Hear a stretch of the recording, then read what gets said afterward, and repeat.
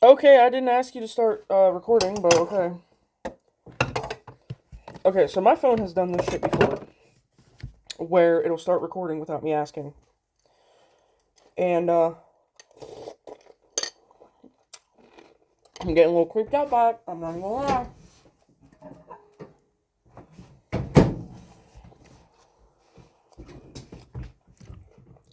I feel like I need to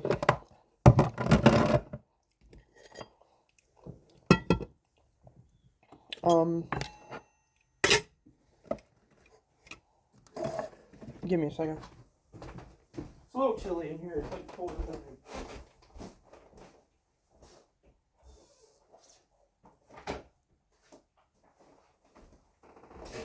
See, I don't want to run my furnace yet because honestly, I don't think it's necessary yet. I could be wrong. I could be wrong on that. So lately I've just been trying to like run my water and make sure my water doesn't freeze if I think it's gonna be cold, but what I've also been doing is using this little heater here. I need a pen. But that heater doesn't smell good. Does not smell right. I need a pen. I need a pen, I need a pen, I need a pen.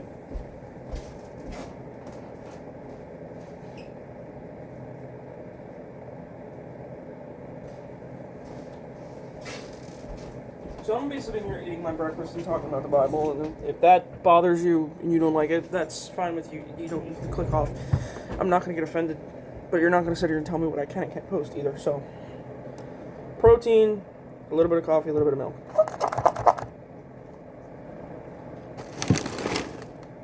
Leftover Taco Bell cup. One-time use, my ass. Cereal, Jimmy Dean sausage links. Can you even hear me? I have a little heater literally right here. It's so chilly.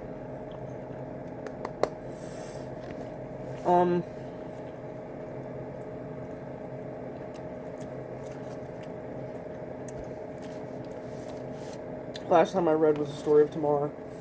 I am so surprised that I've gotten this far in this. This is what's left of it.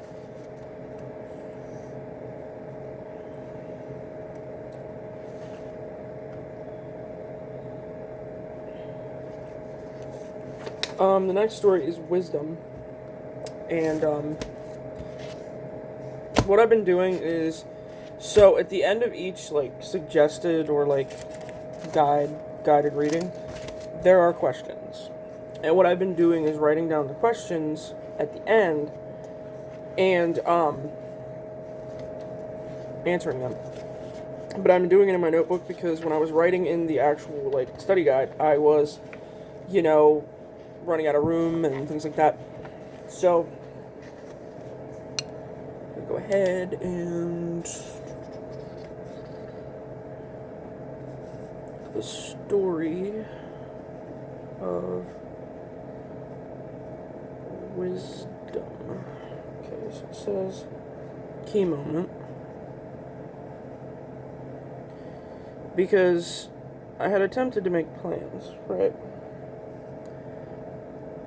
And those plans didn't go the way I wanted. They were plans I shouldn't have been making. I'm not going to discuss it. But then I go on TikTok, see a video I didn't need to see. See things I don't need to see because, negativity. And I start to get in a bad mood. And I'm like, what usually cheers me up? Talking to God, reading God's Word. Also, I could use some wisdom, so.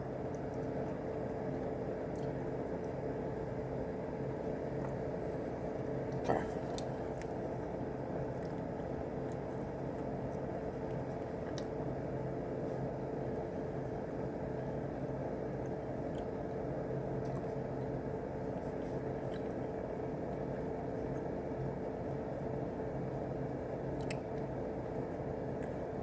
What I usually do is the reading off camera because sometimes these have a lot of reading.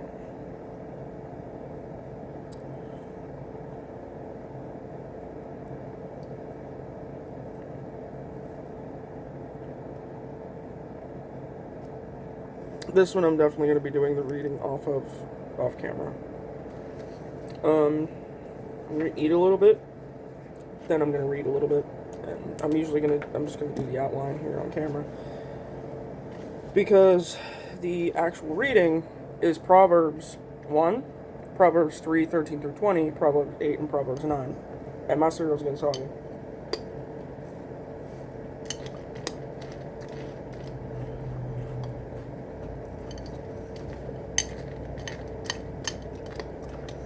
I also haven't posted a video reading the Bible in a while.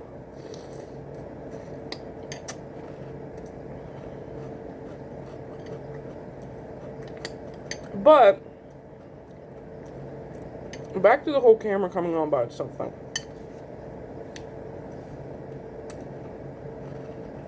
Is that normal? Is that like an AI thing? Because the amount of times I've had this camera start recording,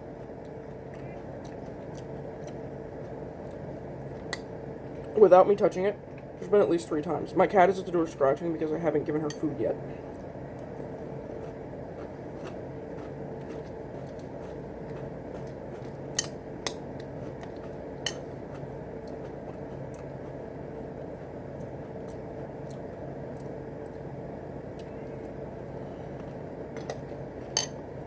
Excuse me.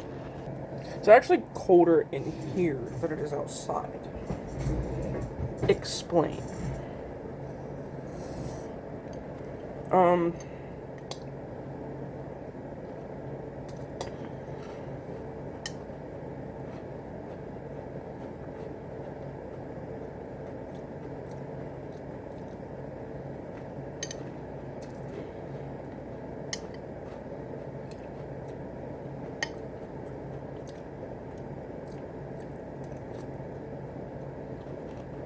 I really need to get bowls, like little ramekins, that are closer to a serving size.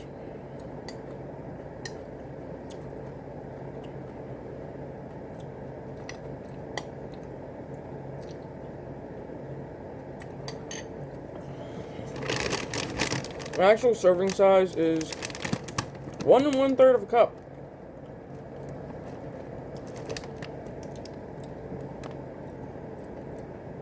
I'm surprised it's an entire cup or more.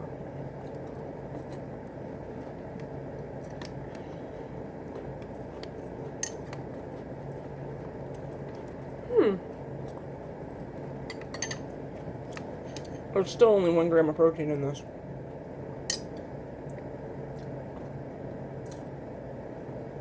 And 33 carbs. And that's for a serving. There's about 66 carbs in here. I'm not going to lie to myself. At least I got it from something that's going to fill up my stomach instead of a Mountain Dew.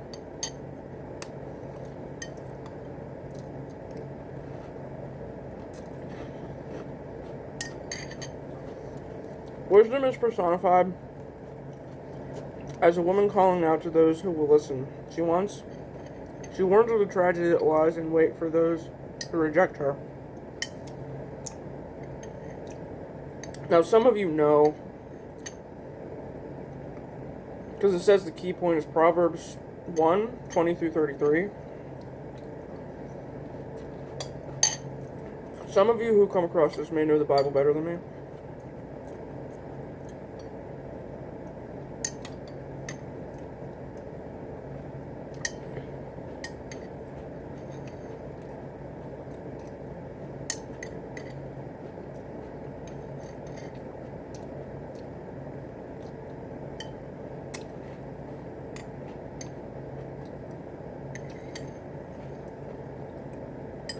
No spoilers.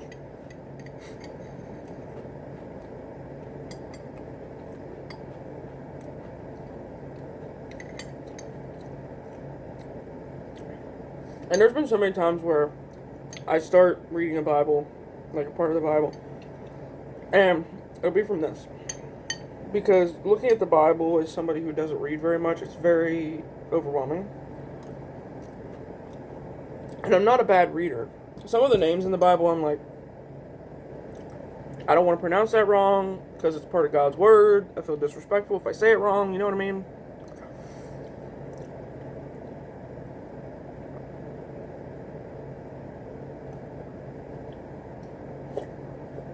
First mistake of the day. Second mistake of the day.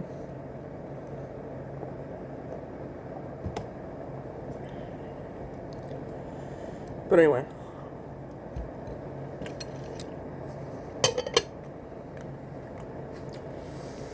I don't want to, like, mispronounce things because I feel like that might be disrespectful or saying it wrong.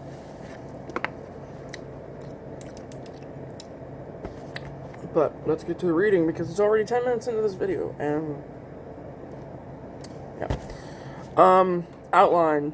Imagine yourself as an ancient Israelite. You walk through the dusty marketplace, filling your basket with wheat loaves for tonight's dinner. A choir of donkeys bray in the streets, and sellers try to make themselves heard over the pack animal voices. The soft clink of silver coins drawn from purses adds some snare to the bizarre symphony. Then you hear a new voice. It's coming from the public square. A dozen paces past the stalls. A woman's voice rings clear against the chaos of the marketplace, haggling. This woman speaks with authority. She wants everyone to hear. She demands attention in such a way that you must choose.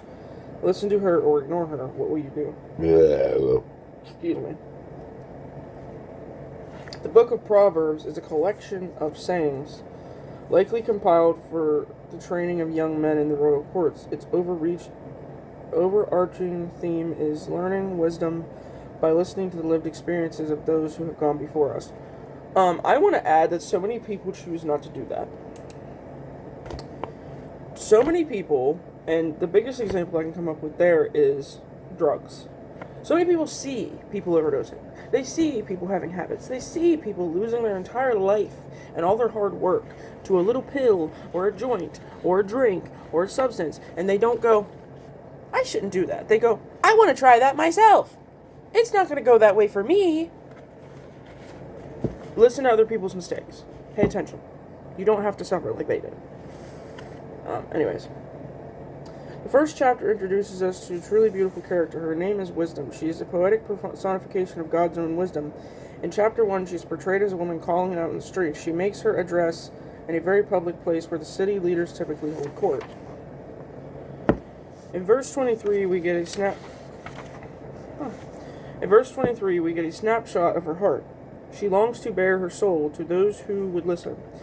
She wants to share the secrets of the universe with those who would heed her advice. The verses following are her warnings. She invites us to meditate on how destructive it is to shun wisdom. The poetic imagery is that of building a relationship. The foolish build relationships with her only when they are desperate, and they ignore her when they don't quickly understand her benefits. Wisdom feels this. She feels the pain of being turned to only when situations are dire. She's not naive. She understands the manipulative ways people try to take advantage of her resources without truly caring for her. Wisdom hates this. She is hurt when people try to use her only when it's convenient for them. She asks us to listen to her even when life is going well, when her words don't seem to make that big of a difference. Just as we ought not to seek our friends' company only when we are in good spirits, we should not seek wisdom only in times of disaster. In verse 26, we see the harsh image of wisdom laughing at fools' destruction. This is the reality of our universe. Wisdom does not work when practiced at the last minute. If we wait too long to build a relationship with her, even God's divine wisdom will not prevent our self-imposed destruction. In the last verse of the chapter, we see wisdom's compassion yet again. She reaches out with a warm embrace to anyone who would build a relationship with her. She offers deep peace to those who would choose to speak with her. Wisdom teaches us how to approach the rest of the book of Proverbs. In this book, we may find pieces of advice that sound good but are not immediately necessary. For instance, sayings that encourage us to be diligent or listen to our elders. While we may not need to put that proverb into practice now, how we interact with it builds our relationship with wisdom. This applies not simply in the book of Proverbs, but stands for all the wisdom that we find throughout life. Wisdom is calling to us. She wants to speak. Then it comes to the part with today. Now, I'm not going to go read the actual Bible verses right now, because that would take me forever, and I'm not going to film that anyway when I do. But what we're talking about here is, like, wisdom and understanding, and, like, when people give you advice, take it, right? So, there's a lot of times when people will give us advice in life and we're just like, nah, don't need that. That tastes funky. I don't know if they're all going to taste that way, but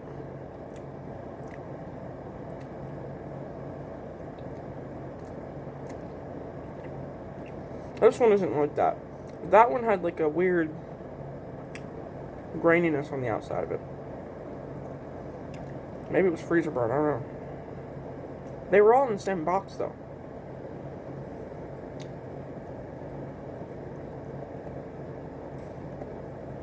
But yeah.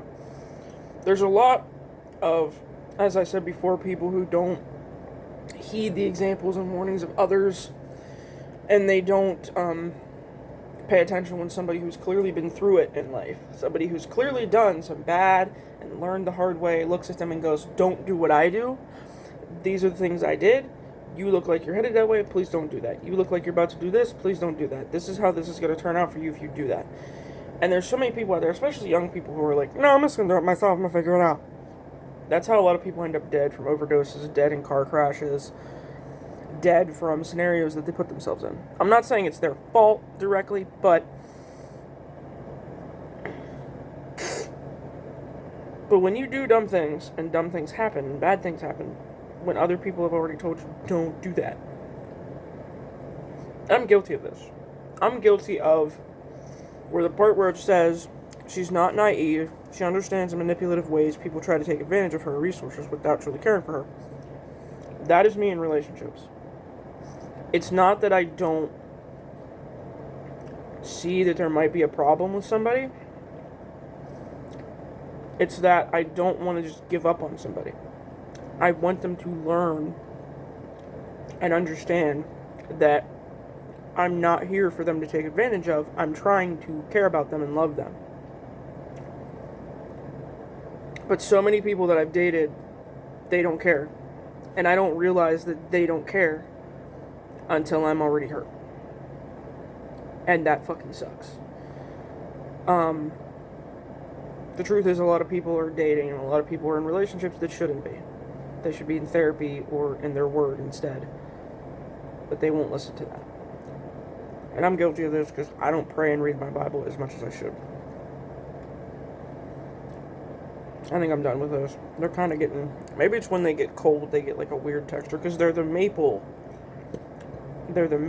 sausage links. So maybe there's like a weird coating on them that when they get cold... I don't know.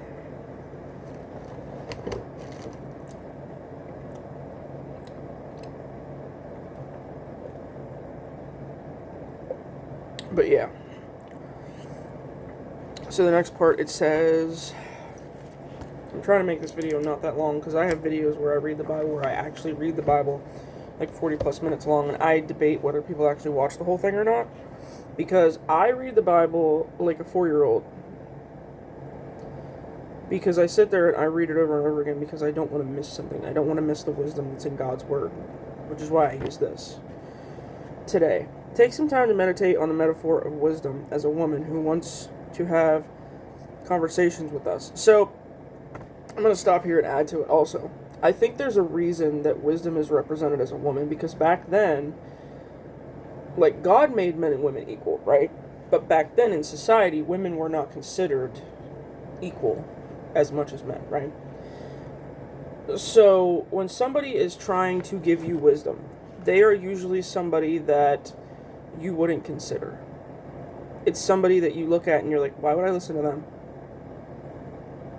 And that makes even more sense for her to be a woman if you think about it that way. Because people looked at her and go, she's a woman, why would I listen to her? That's a woman. What does she know? I say that as a woman. But yeah. Woman who wants to have a conversation with us is a sharp contrast to the way our academic system has taught us to read most scientific or historical nonfiction.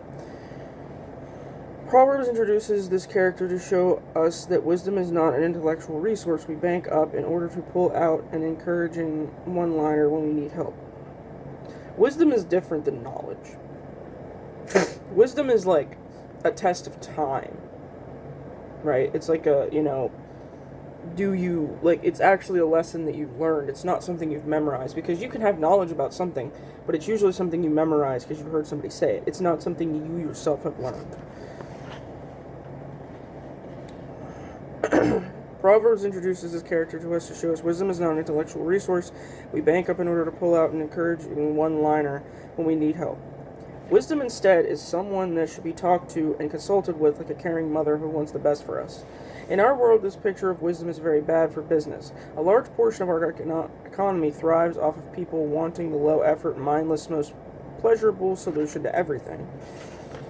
But this is a scheme of folly, bombarding us with quick-fix platitudes and promises as a ploy to get us to want more, need more, and buy more things. These messages feel good to hear in the moment, but we know something deeper that can fulfill us. We already hear wisdom's voice calling out to us, yet amidst the bombarding messages, it is so easy to ignore her. Then at the brink of a breakdown, we might turn to God and ask for advice. This conditional affair breaks wisdom's heart. Why do we wait so long before speaking with wisdom, who has been calling for us this whole time? And it's also like wisdom because wisdom is something to do with, having past experience in it. They see you. Wisdom, God's wisdom, sees you about to walk into disaster. He sees you about to walk into a horrible mistake, a horrible situation, and he's there like, don't. And in the back of your mind, don't do it. Don't do it. Stop. Turn around. You do it anyway. I do it anyway. It sucks. Being human sometimes sucks because we're stubborn. We're all stubborn. Before somebody comments and goes, well, you're stubborn because you're a Taurus. You're stubborn because you're an Aries. You're stubborn because you're this or that. No. All people are stubborn in one way or another. Shut up. The invitation of Proverbs 1:20-33 is to practice wisdom even amidst the little things. Wisdom, just like a relationship, is something that takes effort and practice. Take a moment and think of some pieces of wisdom that may be useful in life. Consider moments of screen time or media consumption in the past week. Consider a relationship with friends, family, and the earth. Are we in regular conversation with wisdom about these things and more? In everything, wisdom calls out to us. It is our choice to listen. So then this shows the picture. And I think it's supposed to represent you and wisdom. Me and wisdom. So I think it's supposed to represent, like, you're sitting there and wisdom is, like, telling you, like, good job, or, like, I told you not to do that.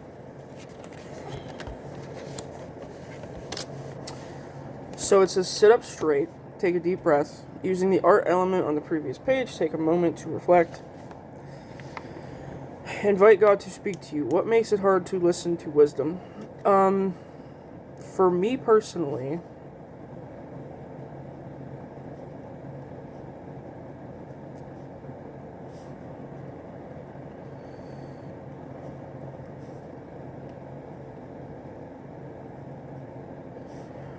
my own stubbornness and pride. And I will say that even amidst my stubbornness and my pride, I have learned things, and I have realized that I don't have to do the things the hard way all the time.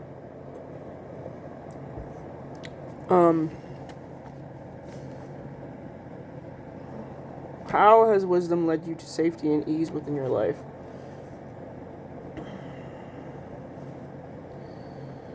How has wisdom led you to... I'm writing these down.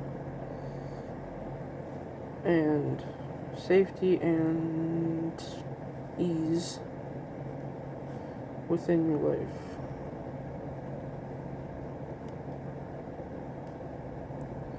And what did I just say? Because that answers the question.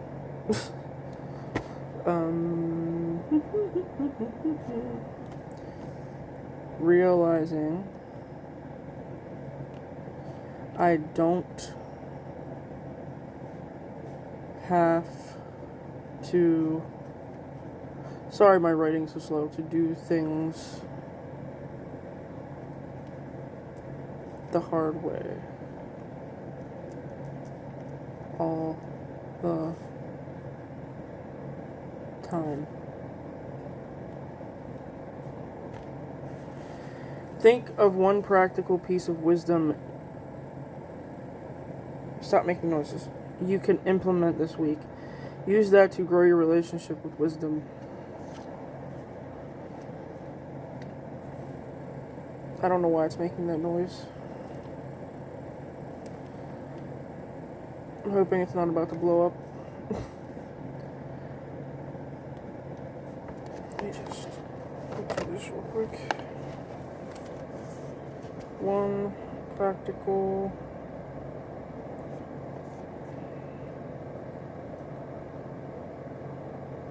this is the most boring part of the video. And yes, this little heater is drying out my eyes because I have contact lenses in, and I slept in them, and I'm not supposed to do that already. Turn this down a little bit.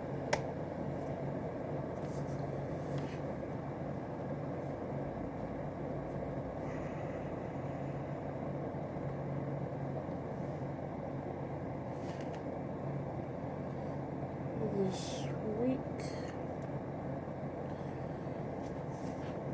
use that to grow. It must be so exhausting watching you write this. Your relationship with wisdom. And I have trouble with, implementing wisdom, and I have trouble with understanding everything, and I have trouble making good decisions when I'm in a bad place mentally or in a bad mood.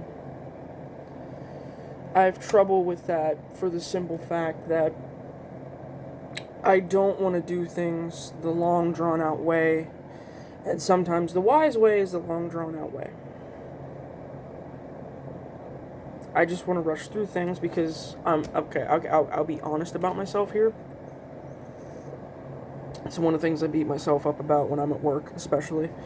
I take longer to do certain things than other people. It's not intentional. It doesn't matter.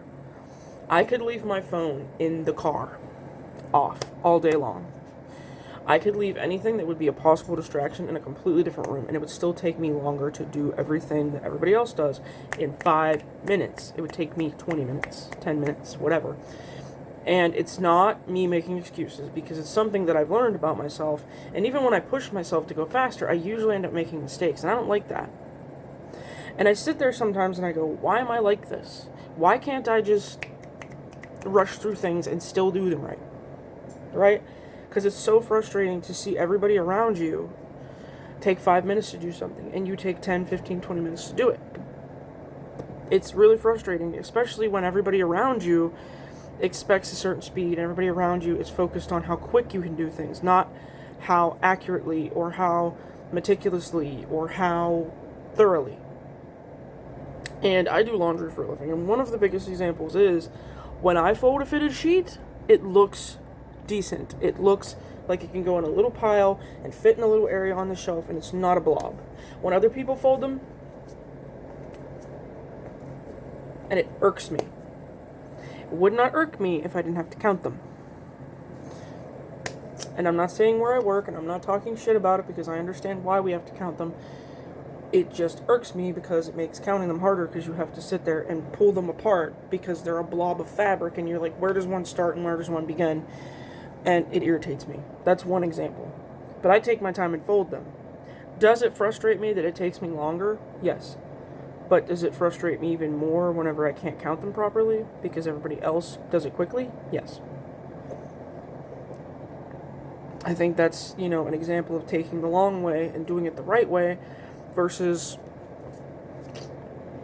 But anyways, God, I want your wisdom to permeate every aspect of my life. This is the pray part. Help me hear wisdom's call, and deliver me from all the voices that encourage me to live foolishly. Good Lord, I need that line. I need it in my brain. I need it tattooed on my arm. Every time I look down, Oh, yeah. Stop being stupid. Stop being foolish. I want to live a life of thriving and learn to interact in the universe as you intended. Bless me with your wisdom. Amen. That line about deliver me from all the voices that encourage me to live foolishly. Deliver me from... My cat's clawing at the door already when I literally just gave her a can of food. Good lord, she's pissing me off. Sorry. I fed you! Not even 20 minutes ago. It just hit 20 minutes ago, actually. The problem is I put food out for her, and she lets other cats have it if they come over and start eating it. She doesn't fight for it. She doesn't push them away. She never has. But, yeah. And deliver me from all the voices that encourage me to live foolishly. The voices usually come from inside my own head. Whether that be the enemy telling me that, or a pattern that my brain has formed of me having self-deprecating talk. Because here's the thing that I do in my head, right? I criticize myself because I think that if I talk myself up and I am happy and I am, always telling myself that I'm doing everything right, then I'm going to get an ego. And I don't want to be prideful. But I should know by now, at my age, that criticizing myself all the time is not good for me either. That's not right either. That's not something I should be doing either. Like sitting there and telling myself that I'm so slow and I'm horrible at my job because I'm slow. I'm not horrible at my job. I just take a little longer to get things done. But in the same breath, I tell myself that I fold things neater and I'm slightly more organized in that as I sit here with a sink full of dishes beside me. Literally right there. I hate doing dishes. Laundry I could do all day long, clearly. But dishes? But anyways. And that's one of the voices I need to shut up to. I need to stop listening to the voice that tells me, oh, you'll do dishes tomorrow. You'll do them tomorrow. No, you won't, Jess. You'll do them next week. I need to start doing my dishes before they get really bad. Because dishes take 5 minutes and laundry takes hours, and it doesn't make any sense. Thank you for watching. Sorry this video is so long. Toodles.